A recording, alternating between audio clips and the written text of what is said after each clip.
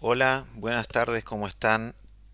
Bueno, este video corresponde a la clase número 9 de la materia Resistencia de Materiales, materia correspondiente a las carreras de Ingeniería Eléctrica y Metalúrgica de la Universidad Nacional de Hurlingham.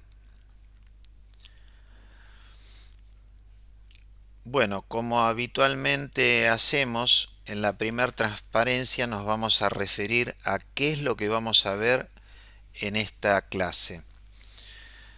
Nos vamos a referir el tema de torsión, torsión en barras circulares. Para ello lo que vamos a hacer es introducir el concepto de torsión y cuál es su efecto sobre los elementos estructurales. Vamos a analizar la hipótesis de Coulomb y su validez asociada a las secciones circulares. Vamos a estudiar cómo es la distribución de las tensiones tangenciales asociadas a la torsión. Vamos a deducir la relación entre el momento torsor, las tensiones y las deformaciones. Y finalmente, si bien no va a ocurrir en la clase de hoy, en la clase siguiente vamos a ver cómo los resultados se aplican al diseño y verificación de ejes. Entonces, bueno, acá tenemos un esquema de un motor eléctrico que está acoplado a un eje. Ese eje está soportado por un cojinete y tiene en su extremo una rueda dentada. Entonces, a través del giro del motor eléctrico, la rueda dentada transmite un momento torsor. Entonces vamos a ver cómo es la intuición física de la torsión.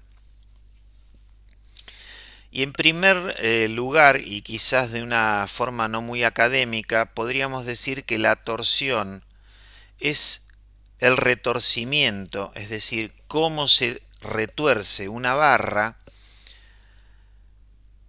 motivada por el momento torsor T mayúscula que la hace girar sobre su eje.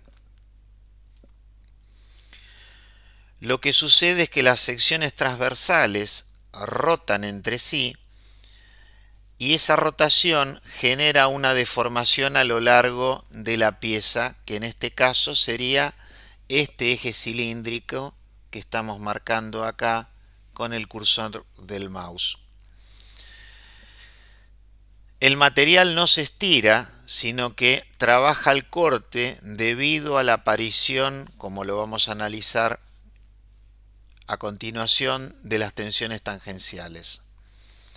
La deformación aumenta con la distancia al eje cuando uno hace un análisis en una sección, tal que la deformación máxima la tenemos en la superficie.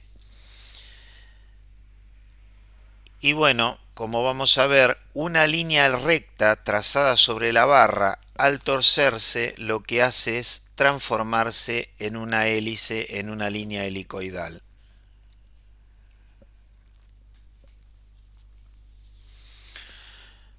Bueno, vamos a ir ahora por el planteo del problema. Y lo primero que tenemos que decir es que la sección de nuestra barra solamente está sometida a un momento torsor, y eso sucede cuando las fuerzas internas se reducen a un momento torsor en su baricentro. Entonces, ese momento actúa en el plano de la sección y es el único esfuerzo interno.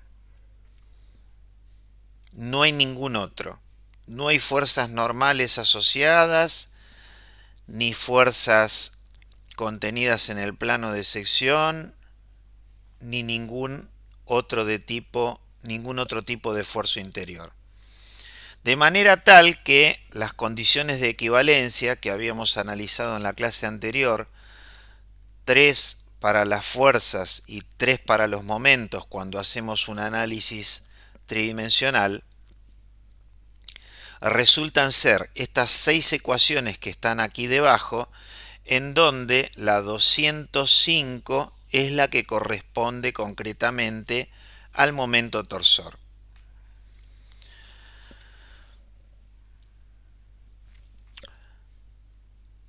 ¿De qué habla la hipótesis de Coulomb y cuáles son sus consecuencias? Bueno, en las secciones circulares, cuando ocurre sobre ellas la torsión, las secciones permanecen planas, paralelas y sin deformarse. Lo único que ocurre es que rotan entre sí a lo largo del eje. Entonces, como consecuencia directa de lo que estamos comentando, si nosotros trazamos sobre una sección una línea recta, por ejemplo desde el centro hasta el radio, esa línea recta sigue siendo recta. Y también decimos que los ángulos se conservan, tal que si esto no ocurriese, aparecería lo que se conoce como el alabeo. Para que existiera una tensión normal, tiene que haber alabeo, lo cual contradice la hipótesis indicada a través de la hipótesis de Coulomb. Esto significa que la tensión sigma x es igual a 0. Y como consecuencia directa de esta situación, las ecuaciones 202 a 207 se simplifican en el sentido que resultan nulas. De aquel grupo, la primera, en donde aparece la tensión sigma,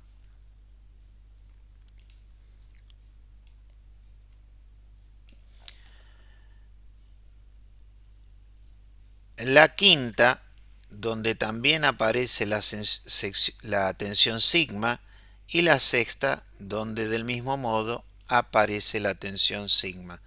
Acá no le hemos puesto el subíndice, pero si uno analiza el gráfico que tenemos acá en la zona central,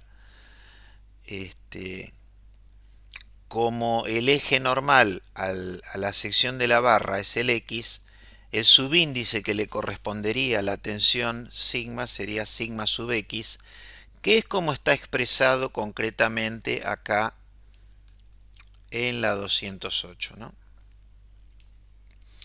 Entonces, volviendo una transparencia hacia atrás, de 6 ecuaciones, tenemos 3 que en alguna medida ya están resueltas. ¿Por qué? Porque no tenemos tensiones normales. Esas son la 202, la 206 y la 207. La 205 es la que vamos a tener que resolver para poder establecer la relación de equivalencia entre el momento torsor y las tensiones tangenciales. Y las 203 y la 204 todavía están pendientes de resolución.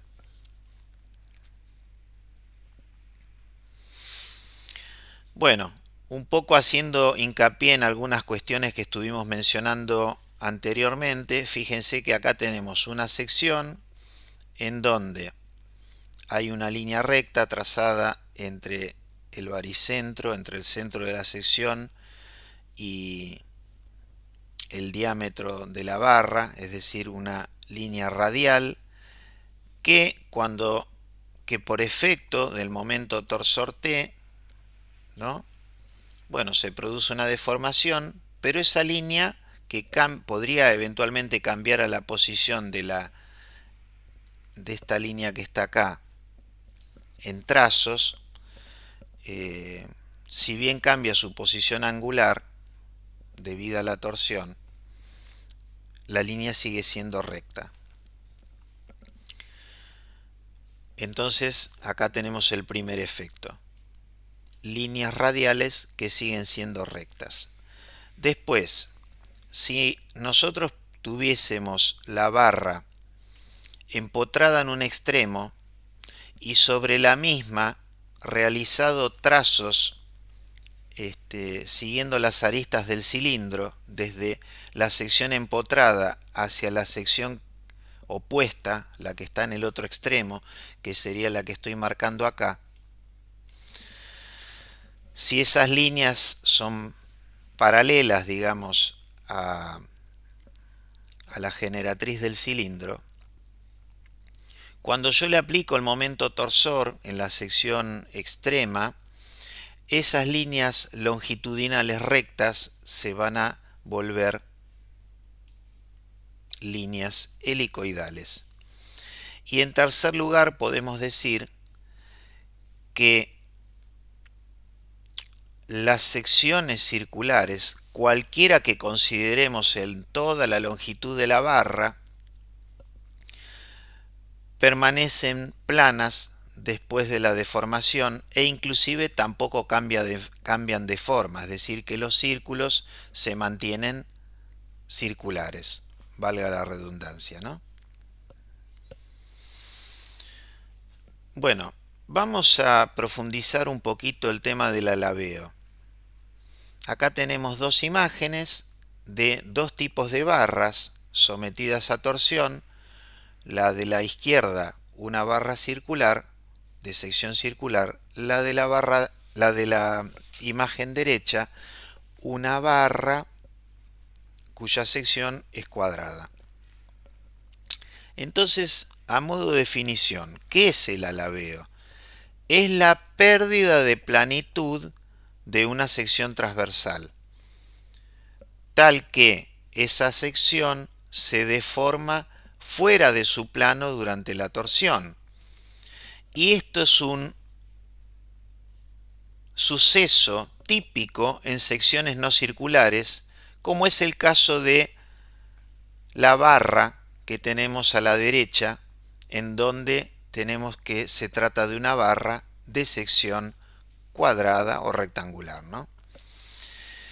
En estas secciones, distintas zonas giran de manera desigual y eso lo que hace es generar deformaciones no uniformes. Concretamente, si nosotros tomamos un centro, por ejemplo en esta sección extrema, evidentemente del centro a un lado hay una distancia, pero a un vértice hay una distancia mayor. Entonces, evidentemente,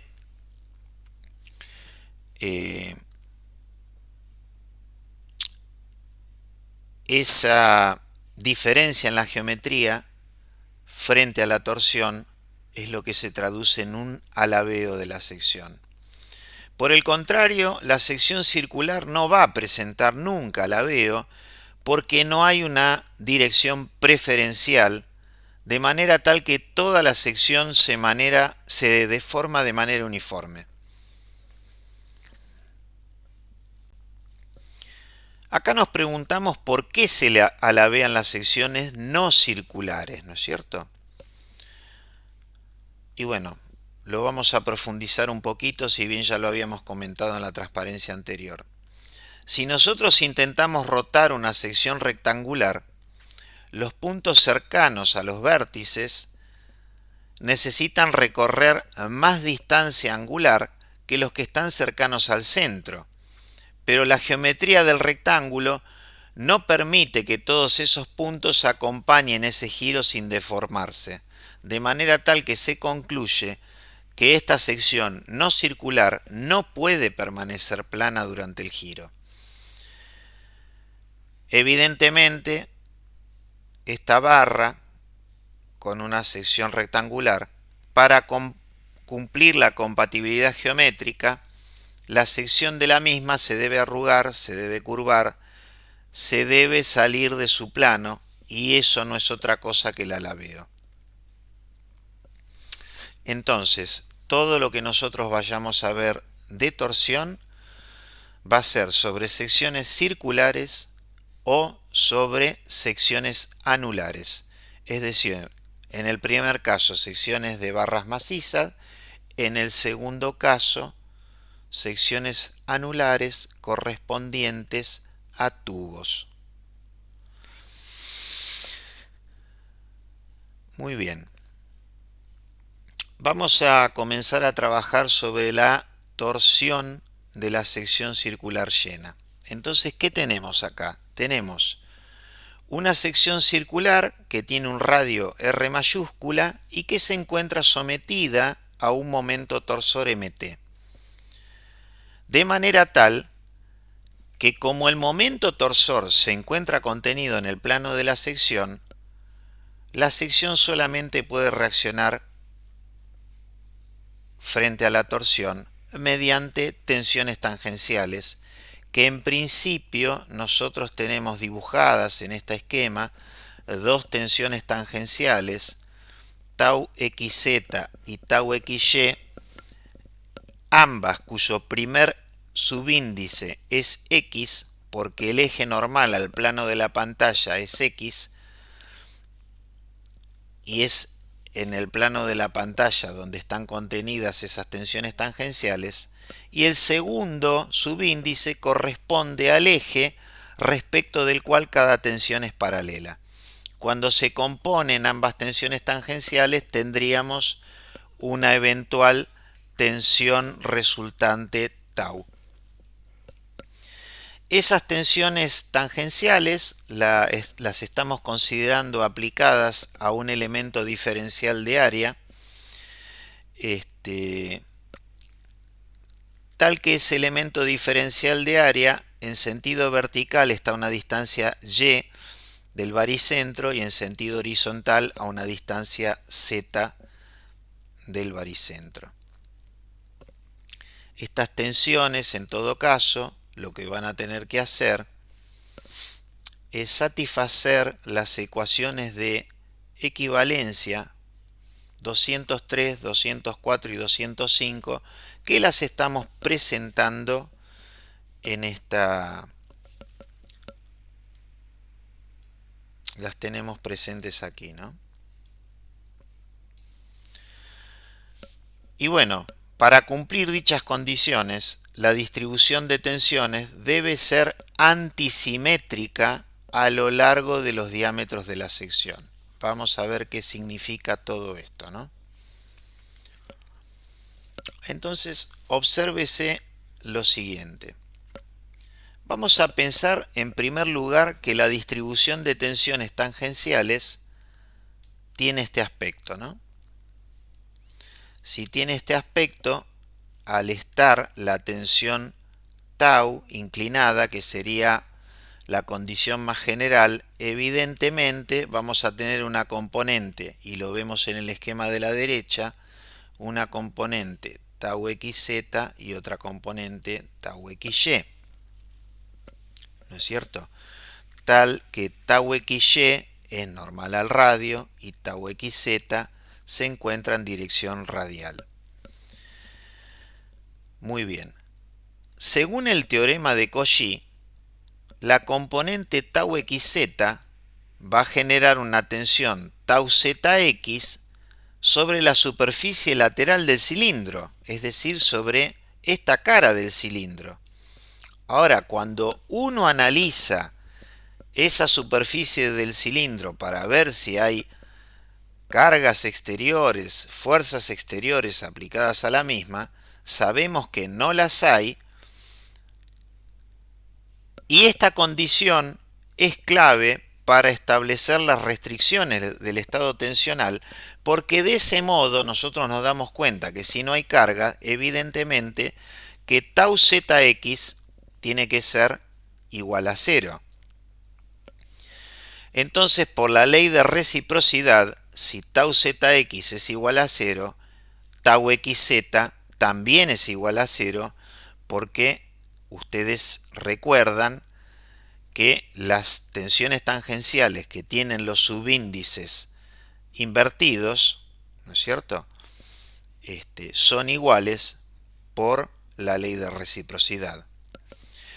Entonces, como consecuencia de esta situación, la tensión tangencial que resulta en la sección donde está aplicada el momento torsor es solamente la tensión tangencial tau xy. ¿Y qué pasa con tau xy? Se trata de una tensión tangencial que aplicada al punto B y debida al par torsor no es otra cosa que normal al radio, de forma tal que este diagrama inicial que nos habíamos planteado se transforma en este otro. ¿No es cierto? El tema de la distribución antisimétrica lo tenemos expresado con esta equivalencia, en donde dice que para un valor de z fijo, ¿no es cierto?, el valor de tau para el z positivo, por ejemplo, que acá lo tenemos del lado izquierdo, bueno, tiene un valor. Y del otro lado, cuando el mismo valor de z está del lado negativo, el valor de tau tiene el mismo módulo, pero tiene signo negativo. Esa es la distribución antisimétrica, ¿no? Es decir, es un espejo respecto del eje vertical en principio y se vuelve a ser un espejo respecto del eje horizontal. Entonces, ¿a qué llegamos con lo que estuvimos analizando? De la sección circular llena sujeta a torsión. Primero, que solo hay tensiones tangenciales. Segundo, que la distribución es antisimétrica, tal como la podemos observar en este gráfico. Y tercero, que la dirección es normal al radio. Bueno, vamos a referirnos ahora al ángulo específico de torsión. Para ello nosotros vamos a tener una barra de sección circular que tiene una longitud unitaria, es decir, que la sección inferior respecto de la superior están separadas, como decíamos, una distancia unitaria y sobre ambas actúan momentos torsores opuestos, ¿no? MT, MT.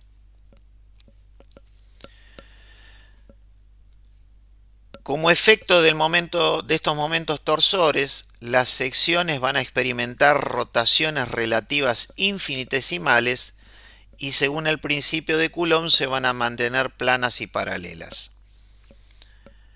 Evidentemente, en este diagrama, en este esquema, están exageradísimas las rotaciones porque si no, no habría forma de visualizarlas.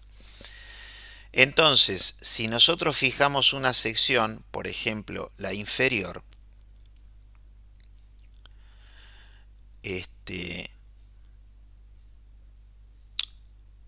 vamos a hacer el análisis, digamos, considerando dos tipos de ángulos, ¿no? Por un lado, mirando una sola sección, la superior, la línea OB, después de sometida a la torsión, pasa a ocupar la posición OB',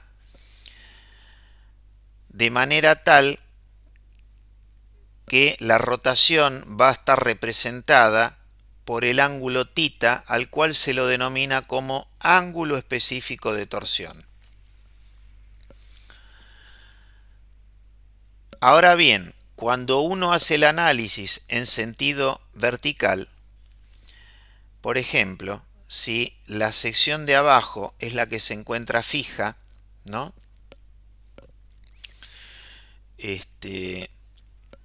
Nosotros tenemos, por ejemplo, el punto, tenemos la línea A0A, que cuando se aplica el momento torsor a la sección superior y la sección inferior está fija, la línea AOA pasa a la posición AOA'. Y lo que va a generar es un ángulo gamma R, en tanto que si hacemos el mismo análisis, pero en aristas consideradas sobre el radio, es decir, en ese punto, en esa situación, considerando el punto B0 o la línea B0B, la línea B0B se va a posicionar en la posición B' después de haber rotado un ángulo gamma. Ustedes recuerdan que al ángulo gamma se lo denominaba distorsión, ¿no? En el radio exterior tenemos la distorsión máxima. Bueno, para pequeños giros se cumple la relación geométrica. Si nosotros determinamos la longitud del arco A', lo podemos ver de dos maneras. Podemos decir que A' es R minúscula por tita, pero también es gamma R por esta longitud unitaria. Y eso está representado en la ecuación 214.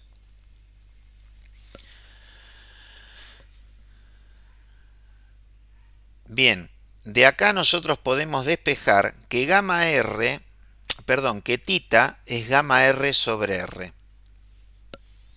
¿Sí? Si nosotros ahora trabajamos en la zona exterior, la longitud del arco DB' va a ser igual a el R mayúscula por tita, y también va a ser igual al gamma, la distorsión máxima, por la longitud unitaria, ¿no es cierto? Tal que de acá nos va a resultar que el ángulo tita es gamma sobre R. Bueno, nosotros podemos entonces igualar la 215 con la 217 y podemos agrupar las distorsiones, y nos queda que la distorsión más interior, a la cual le corresponde el subíndice R, porque es la del radio R minúscula respecto de la distorsión máxima, es igual a la relación entre los radios, el radio R minúscula dividido el radio R mayúscula. Y entonces acá recordamos lo que sería la ley de Hooke para la distorsión y las tensiones tangenciales, en donde la distorsión es igual a la tensión tangencial dividido G. Entonces ahora podemos reemplazar a las distorsiones por sus tensiones tangenciales equivalentes. Y donde teníamos gamma R, vamos a tener tau sub R, y donde teníamos gamma, vamos a tener tau máximo. Y la ecuación que vimos antes, 218, se convierte en la 220. De acá podemos despejar tau sub R, que nos queda en función de la tensión tangencial máxima, que está ubicada sobre el diámetro exterior de la barra torsionada, en donde tau sub R minúscula, está dada por la relación entre R minúscula y R mayúscula por la tau máxima. Esta expresión que nos dice que la variación de tau a lo largo del radio es lineal en función de la distancia al centro, tal que cuando R minúscula vale 0, la tensión tangencial en el centro de gravedad es nula. Y por el contrario, la tensión tangencial tau es máxima en el borde de la sección, es decir, sobre el radio R mayúscula. Bueno, antes de pasar a la transparencia próxima, fíjense que vamos a considerar o vamos a llamar a la relación T máxima sobre R mayúscula como T raya. Entonces, vamos ahora a las relaciones de equivalencia. Momento torsor, la 205 era esta ecuación, ¿no? Momento torsor es igual a la integral a lo largo de la sección f, paréntesis, tau sub xy por z más tau xz por y, cerrar paréntesis, por diferencial de f. Ustedes se acuerdan que tau xz era 0 y bueno, a tau xy la vamos a llamar tau sub r en forma genérica, ¿no? Vamos a hacer un planteo genérico, porque luego vamos a tener que hacer la sumatoria.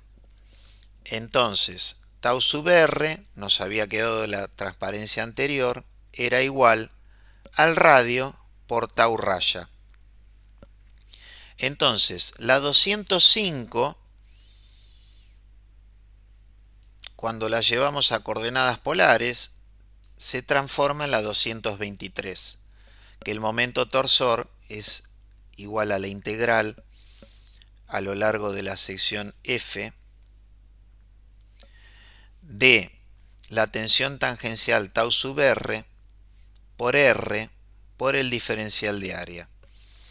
Ahora, tau sub r es r por tau raya, que tau raya tiene un valor fijo porque resultaba de dividir, fíjense, vamos a volver un paso para atrás, la tensión máxima y el radio, ese valor es fijo, entonces lo podemos sacar fuera de la integral. Y lo que nos queda dentro de la integral r cuadrado diferencial f, ustedes recordarán que no es otra cosa que el momento de inercia polar, el momento de inercia de la sección respecto del baricentro. Entonces, el momento torsor nos queda igual a tau raya por el JP, el momento de inercia polar. Esa es la ecuación 225. Si ahora volvemos a reemplazar tau raya por la relación 222, tau raya la podemos reemplazar por tau sub r dividido r, ¿no? Que es lo que está expresado aquí. Y ahí tenemos la ecuación 226. Entonces, la ecuación 227 que estamos visualizando nos da la ley de variación de tau sub r en función del radio r minúscula. Pero la tensión máxima ya vimos que en la torsión la tenemos sobre el radio exterior, sobre el exterior de la barra. Entonces esa es la tensión que va a condicionar a la pieza, que va a condicionar al material. De ahí resulta la ecuación 228, en donde la tensión tangencial máxima va a ser igual al momento torsor por el radio dividido el momento de inercia polar. Bien. Para una sección circular llena, y si consideramos que el diámetro de la barra es igual a 2 veces el radio R mayúscula, el momento de inercia polar, que se puede buscar en cualquier libro de resistencia de los materiales, es JP igual a pi de cuarta sobre 32. Y cuando uno hace el reemplazo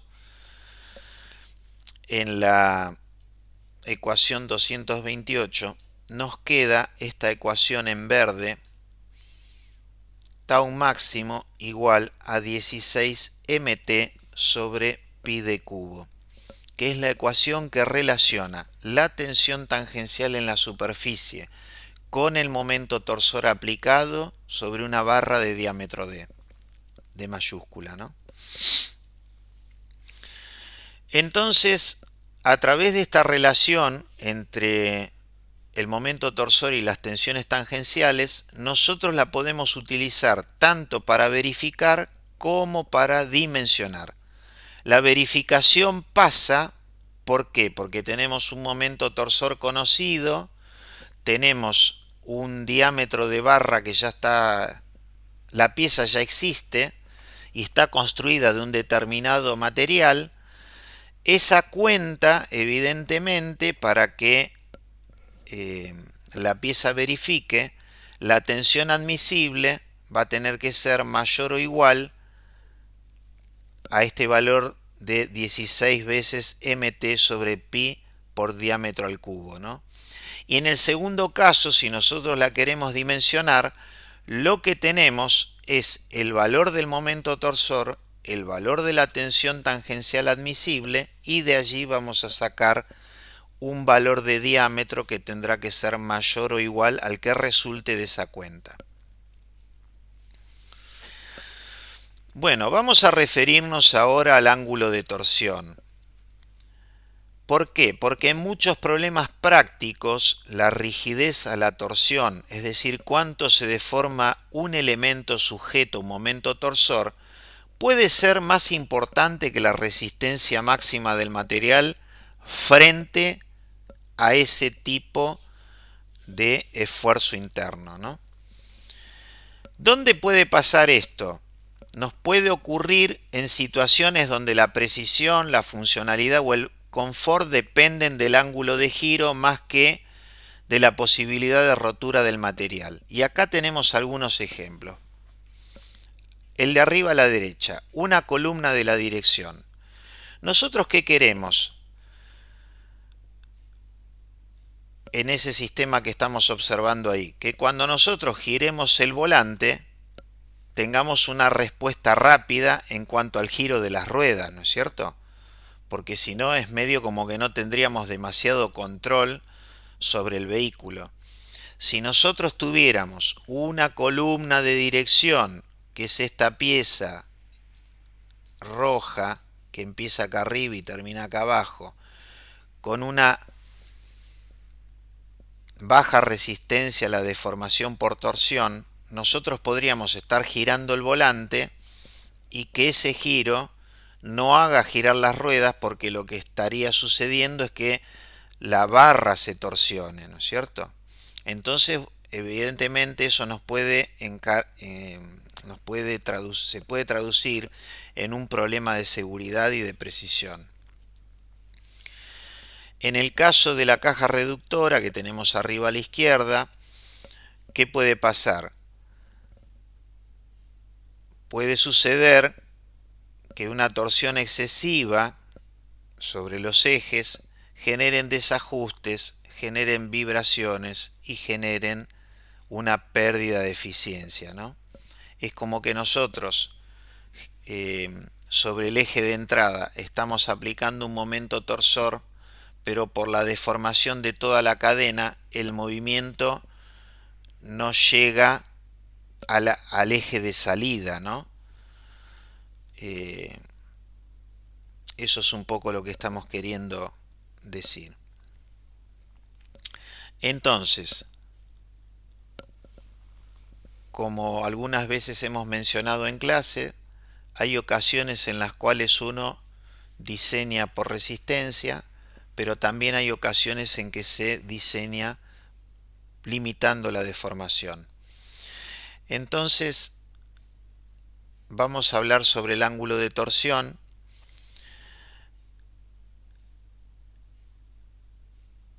Y para ello nos va a interesar conocer el valor de la rotación relativa de las secciones extremas de una barra circular sujeta a torsión, como podía ser el caso de la columna de dirección, concretamente, que habíamos visto en esta transparencia, ¿no? Entonces, la rotación relativa entre la sección donde está el volante y el otro extremo donde está lo que sería la barra de digamos el sistema que transmite el movimiento a las ruedas, a tal rotación se la denomina ángulo de torsión, y la expresión está dada si es que llamamos tita al ángulo de torsión específica como tita mayúscula igual a tita por L, en donde L es la distancia que separa las secciones consideradas. Se puede demostrar que el valor de tita mayúscula es igual al momento torsor por la longitud dividido el módulo de elasticidad transversal por el momento de inercia polar. Fíjense que esa ecuación es en un todo similar a la de alargamiento para la de solicitación axil, donde teníamos la carga por la longitud dividido el módulo de elasticidad y dividido el área, ¿no? Son ecuaciones análogas. Y al producto G por JP es al que se lo denomina rigidez a la torsión. Y fíjense que está involucrado un término o un factor que tiene que ver con el material, que es el G, el módulo de elasticidad transversal, y el momento de inercia polar, que tiene que ver con la geometría. Entonces acá tenemos un pequeño ejercicio donde tenemos una barra de sección circular de 40 milímetros de diámetro que tiene una longitud de 1 metro, cuyo material es acero y en consecuencia el acero tiene un módulo G de 80 gigapascales, al cual le aplicamos un momento torsor de 500 Nm. Si queremos calcular el momento de inercia polar, la fórmula es pi por d cuarta a la 30 dividido 32, eso me da 2,51 por 10 a la menos 7. Acuérdense que los momentos de inercia son una unidad de longitud elevado a la cuarta, acá lo tenemos metro a la cuarta. La tensión máxima va a resultar ser el momento torsor dividido el momento de inercia polar por el radio, eso nos da 39,8 megapascales, que si bien en el enunciado del problema no tenemos un valor de resistencia, ese valor suele estar muy por debajo del límite típico de un acero, es decir, que nos encontramos con un valor seguro. Y si determinamos el ángulo de torsión con todos los datos, eso nos da 1,43 grados. ¿Qué podemos decir cuando analizamos los valores numéricos en forma global? Que el material no se rompe, pero sí se deforma, y que bueno, esa deformación en algunos casos puede ser clave en el diseño.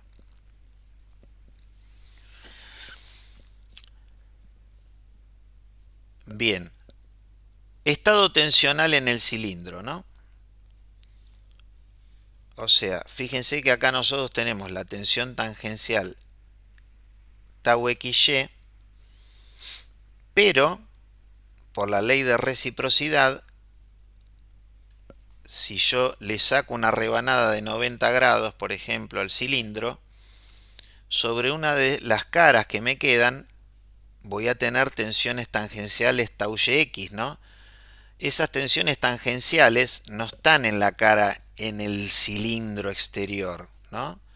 O sea, se ve esa tensión tangencial está en esta cara que estoy marcando acá, ¿no?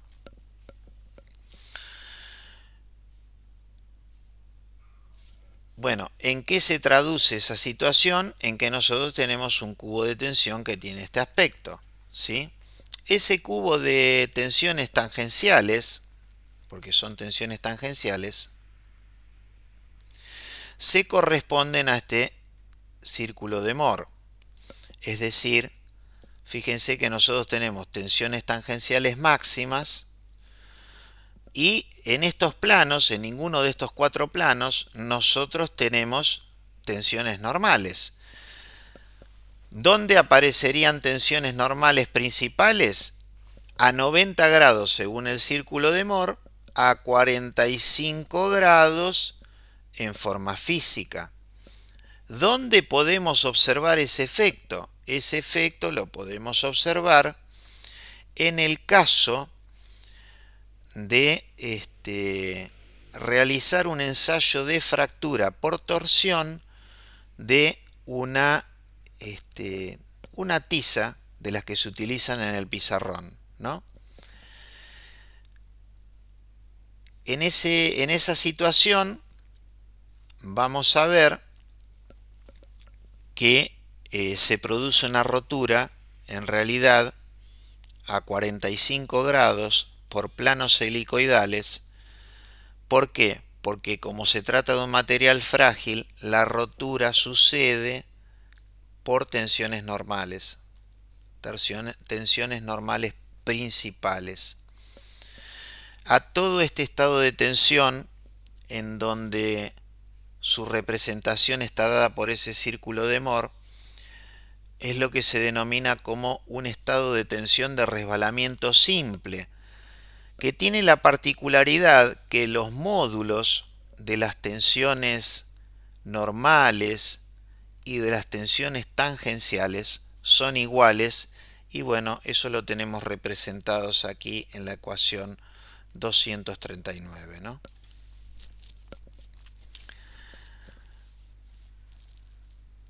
Bueno, yo más que verlo acá, quisiera visualizarlo en esta transparencia que armé particularmente después de haberles mostrado estas roturas en clase. La tiza superior, bueno, la sometimos a una carga de tracción axial y presenta una fractura frágil con una superficie de rotura perpendicular al eje debido a la acción de las tensiones normales máximas, ¿no es cierto? Material frágil. La inferior se ha roto, se ha fracturado por haber sido sometida a un proceso de torsión, con una superficie inclinada aproximadamente 45 grados, que como habíamos visto anteriormente, está asociada a tensiones principales máximas generadas por estos esfuerzos cortantes, ¿no? Como se trata de un material frágil, la rotura la produjeron las tensiones principales. El círculo de Mohr, que habíamos analizado previamente, nos permite interpretar ambas situaciones porque relaciona la orientación de la fractura con los planos donde actúan las tensiones máximas. Bueno, vamos ahora a la torsión en sección anular. La ecuación que tenemos que resolver es la que tenemos acá a la derecha en la transparencia. En la sección anular, evidentemente, vamos a tener una barra con forma de tubo que tiene un radio interior R1 y un radio exterior R2.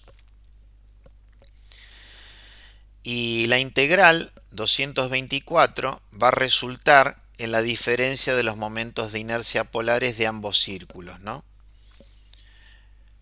De manera tal que de esa forma vamos a definir el momento polar de la corona. Entonces, el momento de la corona es el JPO que decíamos, ¿no? Será pi por D2 a la cuarta sobre 32 menos pi por D1 a la cuarta sobre 32.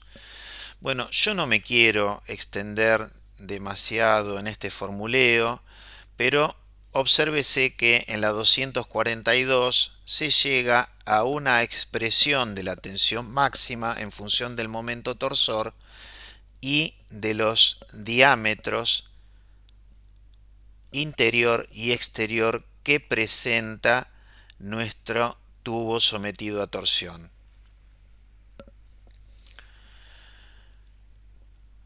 Entonces, interpretación global de la torsión. El momento torsor genera tensiones tangenciales en la sección, siendo que estas tensiones crecen con el radio, son máximas en el borde y nulas en el centro. Esto lo quisiera recalcar. Nulas en el centro, estamos diciendo, ¿no? Que bueno, lo estamos viendo en esta imagen.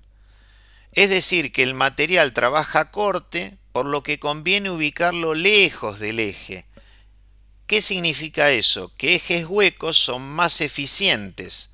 ¿Por qué? Porque en torsión el material más importante es el que se encuentra más lejos del eje.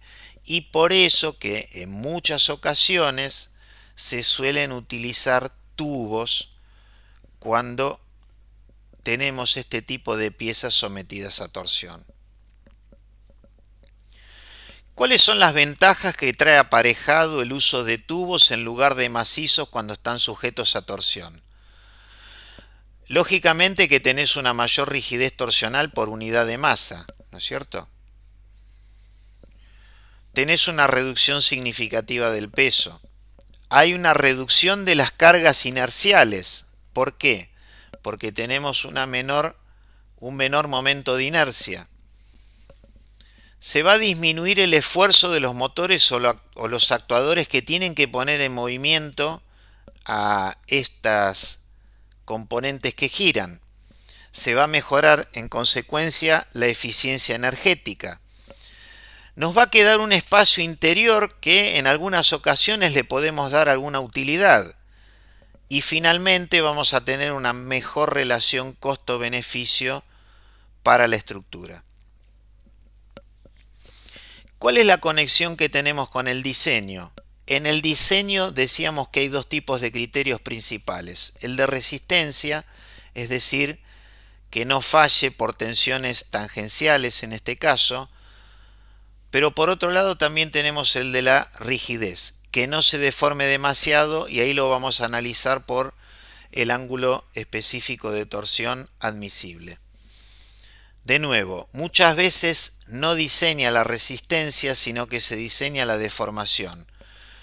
Casos de un eje de dirección, una transmisión, un robot. Vimos que la fórmula de torsión nos permite verificar un eje existente, nos permite dimensionar el diámetro necesario. Vimos también que el material cerca del eje trabaja muy poco, por eso los tubos son más eficientes. Finalmente, y como decisión de ingeniería típica, podemos decir que podemos tener un mismo material, pero si cambiamos la geometría de un macizo a un hueco, tendremos todas las ventajas que veníamos comentando. ¿Cuáles son las limitaciones que presenta la fórmula de la torsión? Bueno, que las cargas no deben ser dinámicas, que la pieza no debe contener tensiones iniciales, porque evidentemente no las estaríamos considerando. Hemos visto que la tensión tangencial aumenta linealmente con la distancia al centro, y esto, como decíamos, según la hipótesis de Coulomb, equivale a suponer que las secciones permanecen planas y que los radios no se deforman. Es decir, finalmente que la sección transversal de la porción de la barra que se considera debe ser circular, ya que de otro modo una sección plana no se conservaría plana, y eso lo estamos viendo en las dos imágenes que tenemos en esta transparencia. La barra de sección circular sometida a torsión, en donde no hay alabeo, a la izquierda, la barra de sección rectangular sometida a torsión que se alabea, la de arriba a la derecha. Bueno, acá tenemos una transmisión cardánica que está a modo de ejemplo, ¿no? De en qué se utiliza o qué componentes mecánicos se encuentran sometidos a esfuerzos internos de torsión. Y a modo de cierre, quería comentar un poco la relación entre el momento torsor y las tensiones tangenciales.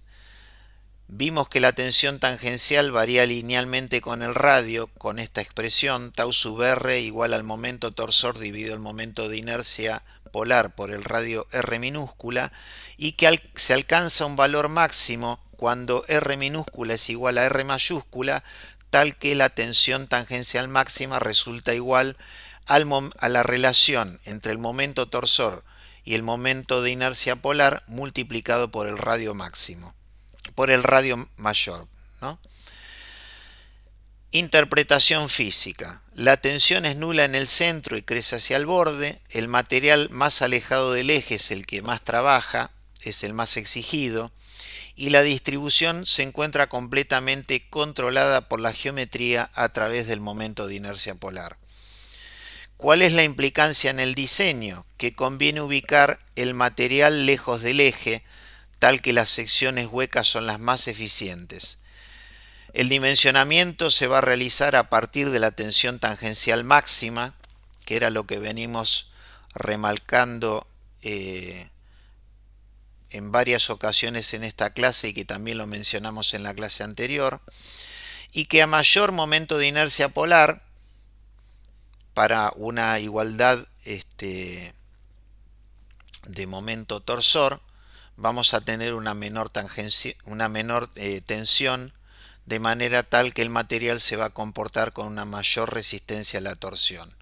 Finalmente, en torsión, la resistencia no depende solamente del material, sino fundamentalmente de cómo está distribuido el mismo respecto del eje.